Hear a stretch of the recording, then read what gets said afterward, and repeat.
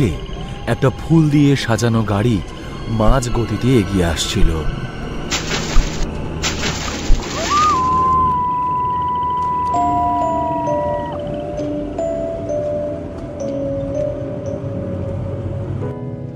গাড়িতে ড্রাইভারের সাথে সদ্য বিবাহিত দুজোড়া দম্পতি, আদিত্যর সাথে কাজল এবং করণের সাথে মেঘা বসেছিল। তারা বিয়ে করে বাড়িতে স্ত্রী নিয়ে ফিরছিল। তাদের বাড়িটাও অনেকটা দূরে ছিল। আদিত্য আড় চোখে কাজলের দিকে তাকালো আর চুপি চুপি কাজলের হাতটা ধরল। কাজল আদিত্যর দিকে তাকিয়ে মিষ্টি করে হাসল। আর তখনই গাড়িটা থেমে গেল, যাতে পেছনে বসে থাকা চারজনই হুমড়ি খেয়ে পড়ল। আরে এইভাবে কেউ ব্রেক মারে নাকি? সবাই তো ভয় পেয়ে গেছিলাম। আদিত্য রেগে গিয়ে বলল, আমি ব্রেক মারিনি স্যার, মনে হয় গাড়ির কোনো সমস্যা হয়েছে। এই বলেই ড্রাইভার গাড়ি থেকে নেমে গেল আর বনেটটা খুলে চেক করতে লাগলো। কি হয়েছে গাড়িতে? ঠিক হয়ে যাবে তো নাকি? এই কাজ মেকানিক ছাড়া হবে না স্যার, আর মেকানিক পেতে পেতে সেই সকাল। কিন্তু এখানে তো সকাল পর্যন্ত থাকা সম্ভব নয়। এখানে সামনেই একটা বাড়ি দেখতে পাচ্ছি স্যার, আপনারা সেখানে গিয়ে সাহায্য চাইতে পারেন। এই শুনে আদিত্য আর করণ গাড়ি থেকে নেমে দাঁড়ালো আর তাদের সদ্য বিবাহিত স্ত্রীকেও সঙ্গে নিয়ে এগিয়ে চলল। আর তারপর ড্রাইভারকে সেখানেই রেখে তারা বাংলোর দিকে এগোলো।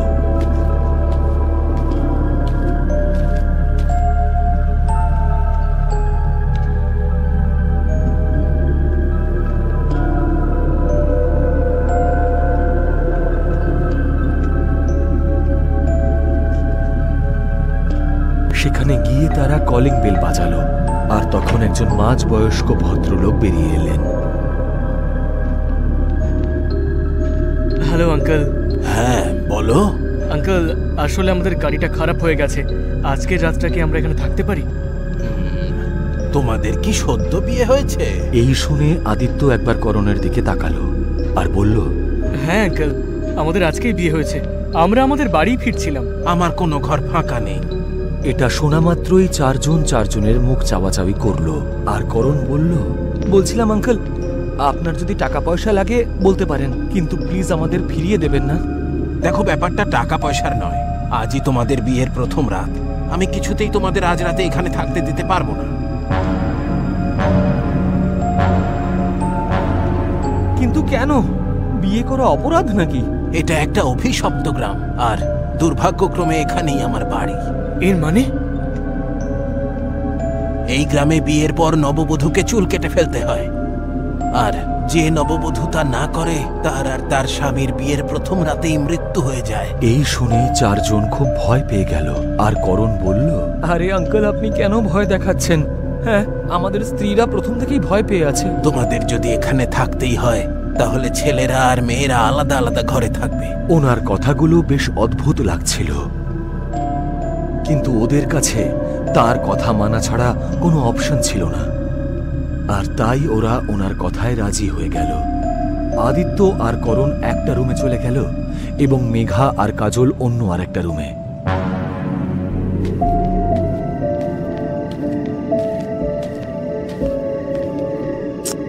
কি ফালতু লাগছে ভাবতেই পারছি না। প্রথমত আমরা বিয়ের প্রথম রাতে বাড়িতেই পৌঁছতে পারলাম না, আর দ্বিতীয়ত কাকু কি সব বাজে বাজে কথা বলে চলেছে যে আজকের রাতে নাকি আমরা স্ত্রীদের সঙ্গে দেখা করতে পারবো না। তাতে আর কি ভাই, এটা রাতেরই তো ব্যাপার। আরে দূর ভাই, তুইও না। এরই মধ্যে করণের ফোনে মেঘার মেসেজ এলো, hey baby, please come after 1 hour. মেসেজটা দেখা মাত্রই করণের মুখে হাসি ফুটে উঠল। কি হলো? আরে ভাই, মেঘা মেসেজ করেছে যে আমি যেন 1 ঘন্টা পরে ওর কাছে চলে যাই। তোর যা করার হয় তুই কর, আমি তো ভাই ঘুমোলাম। এই বলেই আদিত্য চাদর মুড়ি দিয়ে চোখ বন্ধ করে ঘুমিয়ে পড়ল। কিন্তু করণের তর সইছিল না, আর আধ ঘন্টা পরেই ও চুপি চুপি ঘর থেকে বেরিয়ে এলো।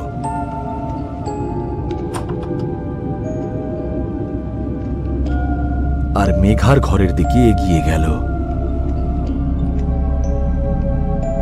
আর দরজা খোলা মাত্রই করণ দেখল বিছানার ওপর মেঘা আর কাজল দুজনে বসে আছে। কাজল উঠে দাঁড়িয়ে ঘর থেকে বেরিয়ে যেতে লাগলো। করণ কাজলকে সাইড দিয়ে বেরিয়ে যেতে সাহায্য করল, আর তারপর ঘরের দরজাটা বন্ধ করে দিল আর ছুটে গিয়ে মেঘাকে জড়িয়ে ধরল। জড়িয়ে ধরা মাত্রই মেঘা একটা ভয়ঙ্কর শব্দ আর নুপুরের ছনছন শব্দ শুনতে পেল, আর করণকে সে সরিয়ে দিয়ে বলল, তুমি একটা আওয়াজ শুনতে পেলে? আরে বাদ দাও তো, কোনো আওয়াজ শুনতে পাইনি আমি। এই বলেই করণ আবার মেঘাকে জড়িয়ে ধরল। ওকে ওকে, তুমি আমাকে 5টা মিনিট সময় দাও, আমি একটু বাথরুম থেকে আসছি। এই বলেই মেঘা বাথরুমের দিকে চলে গেল।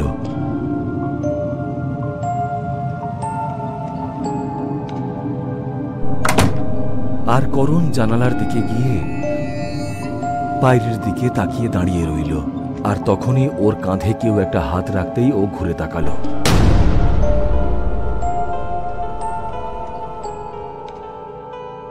আর তাকাতেই সে দেখল মেঘা চলে এসেছে। কি ব্যাপার, এত তাড়াতাড়ি চলে এলে?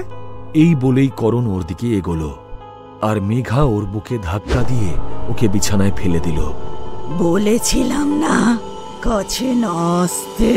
ওর গলার আওয়াজটাও বদলে গিয়েছিল, আর করণ ভয় পেয়ে বলল, তুমি এসব কি বলছো? এটা শোনা মাত্রই মেঘার চেহারা সম্পূর্ণ বদলে গেল।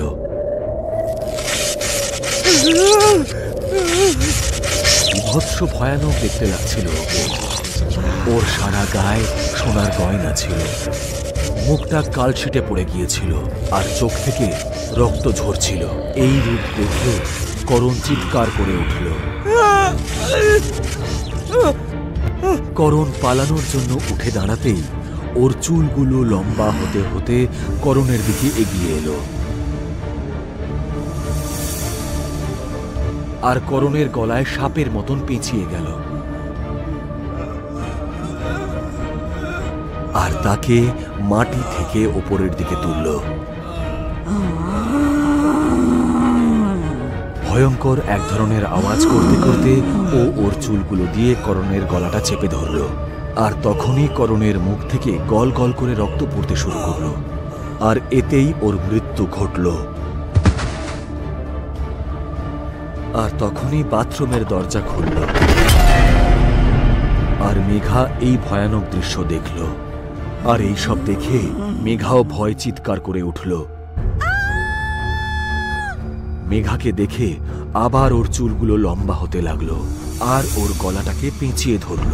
মেঘার দম আটকে আসছিল, আর ও প্রচন্ড ছটফট করতে লাগলো। ওর চোখে একটা হিংস্রতার ছাপ ছিল, যেন করণ আর মেঘা কাছাকাছি এসে কোনো ভুল করে ফেলেছে। আর কিছুক্ষণের মধ্যেই মেঘার মুখ থেকেও রক্ত বেরোতে শুরু করলো, আর এতে মেঘাও মারা গেল। পাশের ঘরে বসে থাকা আদিত্য আর কাজল মেঘার শেষ চিৎকার শুনতে পেয়ে বলল, এটা তো মেঘার চিৎকার, তাড়াতাড়ি ওই ঘরটায় চলো, আমার খুব একটা ভালো ঠেকছে না। কাজল এই কথা বলা মাত্রই তারা দুজনে সেই ঘরের দিকে চলে গেল।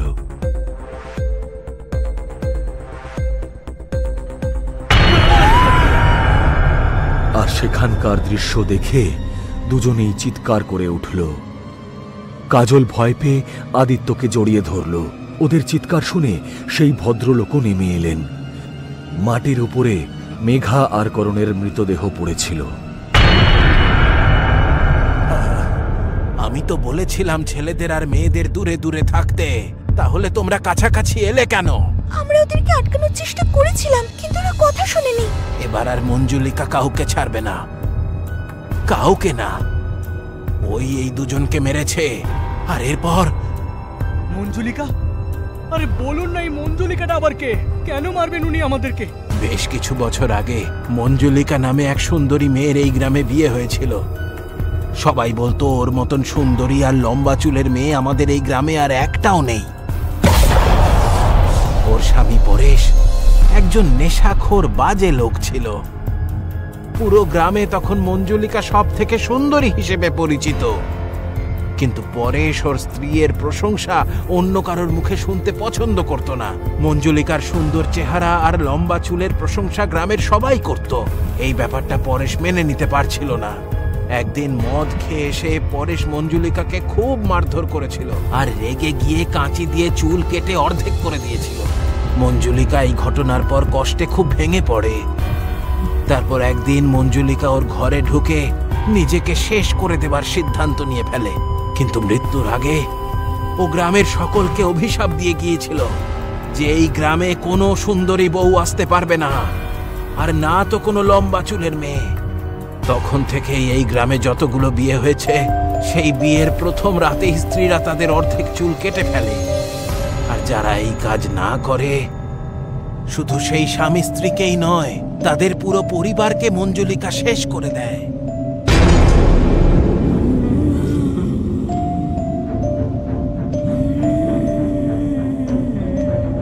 উনি এটা বলা মাত্রই মঞ্জুলিকার ভয়ঙ্কর আওয়াজ আবার সারা ঘরে শোনা গেল, আর হঠাৎ করে ও সামনে এসে দাঁড়াল।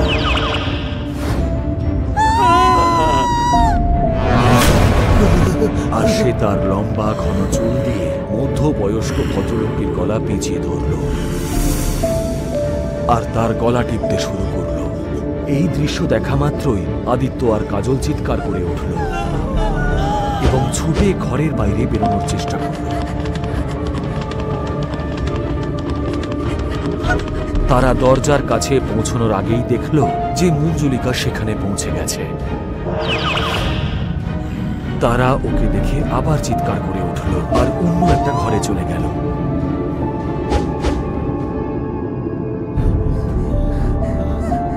সেটা ছিল একটা স্টোর রুম। বেশ কিছু বাতিল জিনিসপত্র সেখানে রাখা ছিল। মঞ্জুলিকা ওদের সামনে দাঁড়িয়ে ভয়ঙ্কর দৃষ্টিতে তাদের দিকে তাকিয়ে রইল এবং ওর চুলগুলো আবার লম্বা হতে শুরু করল।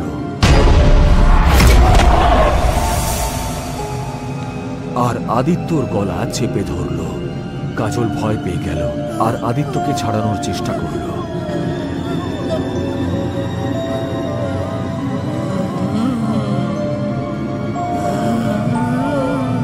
কিন্তু ও বেশ শক্তপোক্তভাবে চেপে ধরেছিল। আদিত্যকে সে মাটি থেকে অনেকটা উপর দিকে তুলল। আদিত্যর দম আটকে আসছিল। কাজল কাছাকাছি রাখা জিনিসপত্রের দিকে ঘুরে তাকালো, আর তখনই সে দেখল সামনের টেবিলের উপরে একটা কাঁচি রাখা আছে। ও ছুটে গিয়ে কাঁচিটা তুলে চিৎকার করে বলল, মঞ্জুলিকা, তুমি তো এটাই চাও, তাই না? এই নাও। এই বলেই কাজল নিজের চুলটা কাঁচি দিয়ে কেটে ফেলল আর মঞ্জুলিকার দিকে তাকিয়ে রইল। এটা দেখেই মঞ্জুলিকা আদিত্যকে ছেড়ে দিল। আর তারপরেই হঠাৎ ওর বড় বড় চুলগুলো ছোট হয়ে গেল, আর তাদেরকে দেখে সে ভয়ঙ্কর ভাবে হাসতে শুরু করল। আর তারপর সেখান থেকে উধাও হয়ে গেল। কাজল আদিত্যর কাছে গেল আর তাকে সামলানোর চেষ্টা করল। আর তারপরে আদিত্য যখন নর্মাল হলো, ওরা দুজনে মিলে সেই বাড়ি থেকে বেরিয়ে যাওয়ার সিদ্ধান্ত নিল। তারা দুজনে নিজের গাড়ির কাছে গেল আর গোটা রাতটা সেখানেই কাটালো। তারপর সকালবেলা ড্রাইভার মেকানিককে নিয়ে এলো আর তারা বাড়ির উদ্দেশ্যে রওনা দিল।